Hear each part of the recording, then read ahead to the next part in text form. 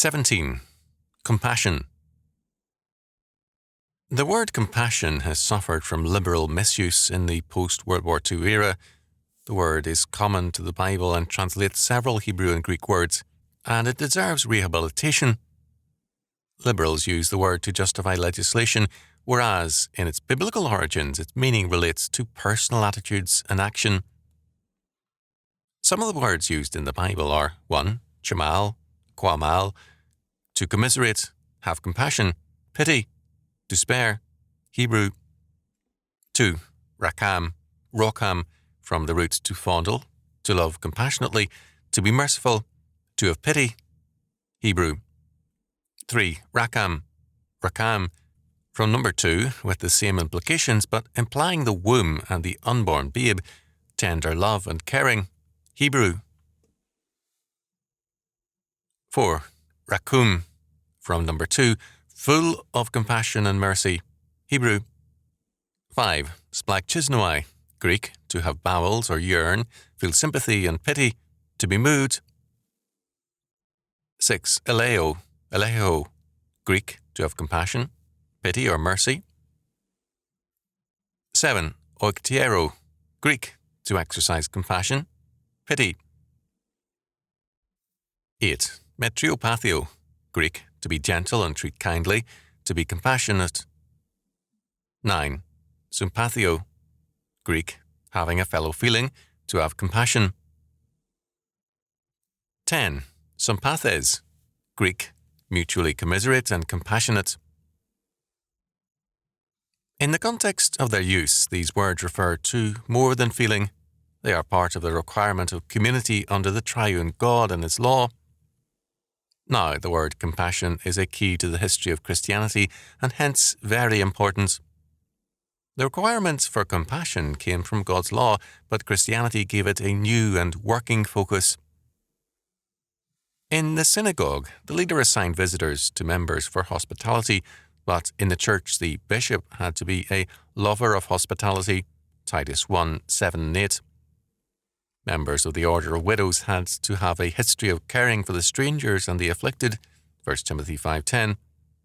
The apostles took works of compassion so seriously that it interfered with their ministerial work, and the order of deacons was established, Acts 6, 1-6.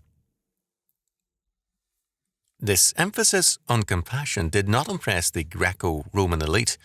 For them, it marked all Christians as lower class, despite the presence of many very superior men among them. Paul's status as a Christian, for example, was a matter of amazement to some Romans. While the vast population of slaves and poor people responded at times with startled attention and approval to the compassion of Christians, the leaders were repelled by it. As Goodenough noted, quote,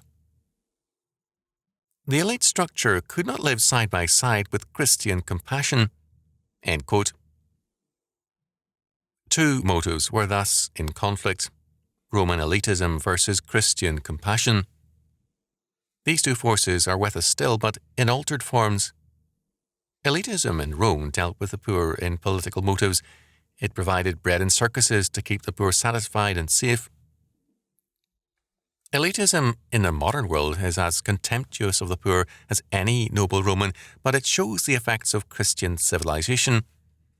Compassion is now a socially approved and politically necessary virtue, and its expression is status welfarism. The goal is to satisfy the poor and to keep them far from the rich. Compassion has thus become an instrument of elitism rather than of Christian community.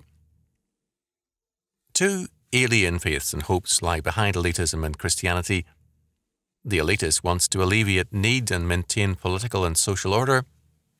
His hope is that education and social action will in time elevate the poor masses to a higher and more rational level.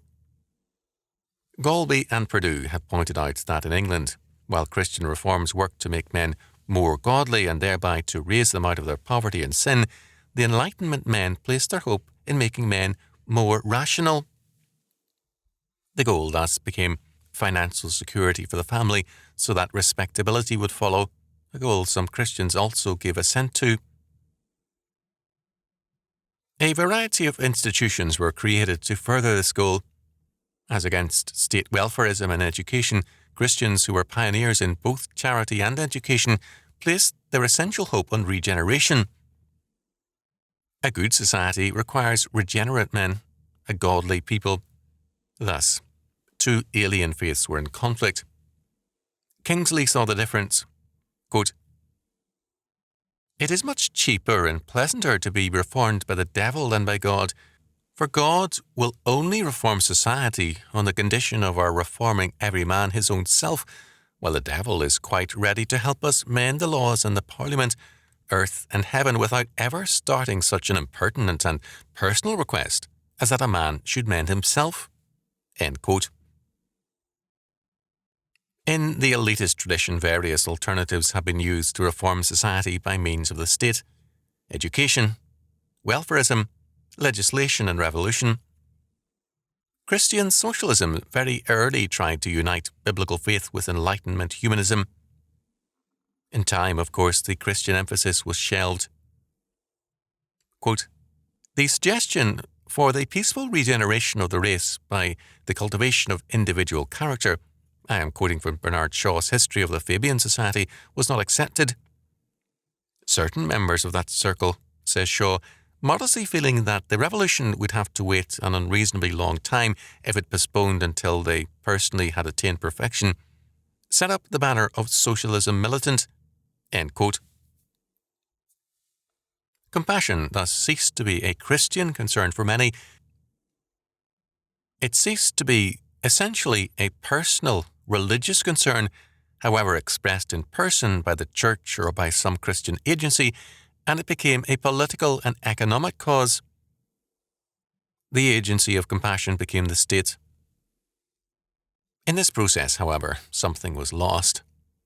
The word compassion continued in use, but its root meaning to bear, to suffer with, by personal action, has given way to legislative action which distances the poor, the sick, and the needy from us. But this is not all. The statist emphasis has meant the priority of politico-economic determination. As a result, morality, the foundation of Christian compassion, now is seen as economically determined. Thus, Harrison, in discussing marriage, agrees with Marx that the ideas of the ruling class are the governing ideas, and these are materialistically or economically determined. Thus, sexual codes in marriage, like all morality, are created to protect the ruling class and their interests. We live in an era when remarkable instances of compassion can be found all over the world. An occasional Christian, such as Mother Teresa, not at all unusual in her accomplishments, gains public attention, but most, Catholic and Protestant, are neglected or harassed. The extent of their importance is belittled quite commonly. A Mother Teresa is not presented as an instance of centuries-old and commonplace Christian grace in action, but as a romantic tale. Such an approach actually belittles the nature and scope of Christian compassion. The modern attitude has deep roots. An incident reflecting the envy and resentment for the power of Charles Borromeo by the representative of King Philip of Spain and the Marquis of Diamonte is telling. Quote, "Charles Borromeo's life, too, was an example of sudden and dramatic changes of fortune. It might have been expected that after the plague, when he had become the idol of the people, the rest of his life would have slipped away in peace and popularity. Ayamonte had come back to Milan and helped to carry the canopy over the Archbishop in the Holy Nail procession of May 1577, had received from him a facsimile of the nail as a sign of renewed friendship, October 1577. Yet, when the city was at last free from the plague, he said to the Archbishop, with an all but incredible mixture of rudeness and stupidity, 'It is most painful for me to see how everyone in Milan loves you. You are most worshipped, while I, the minister of the most powerful king, am barely tolerated.' As early as March that year, Borromeo had been told that Ayamonte had so poisoned Philip's mind that he talked of asking the Pope to remove this ambitious priest from Milan. 'That is no news to me,' had been Borromeo's answer." End quote. Besides his work during the plague, when 17,000 died in Milan, 8,000 in the neighbouring countryside, and 120 priests, Borromeo's charities included the following: a hostel for beggars and tramps, orphanages for boys and girls, a home for reformed prostitutes, another for homeless girls, and, interestingly enough, a home for unhappily married women. He also provided dowries to enable penniless girls to marry, otherwise they would have been pushed into prostitution.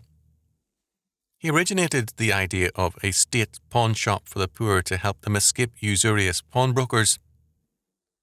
Borromeo was a man of his time. His view of Protestants, with whom he had little contact, was conventional. He regarded the Turks as less dangerous than Luther and Calvin. At the same time, when confronted by human need and suffering, like many equally narrow Protestants of his day, he was a man of compassion. Statist, quote-unquote, compassion, if it could be called that, led to serious and abiding problems which helped destroy Rome. The same elitist compassion is basic to many problems of state today. The Christians did not waste time warning against Roman welfarism. They were men of compassion and charity, and they stressed the regeneration of men and nations by Jesus Christ.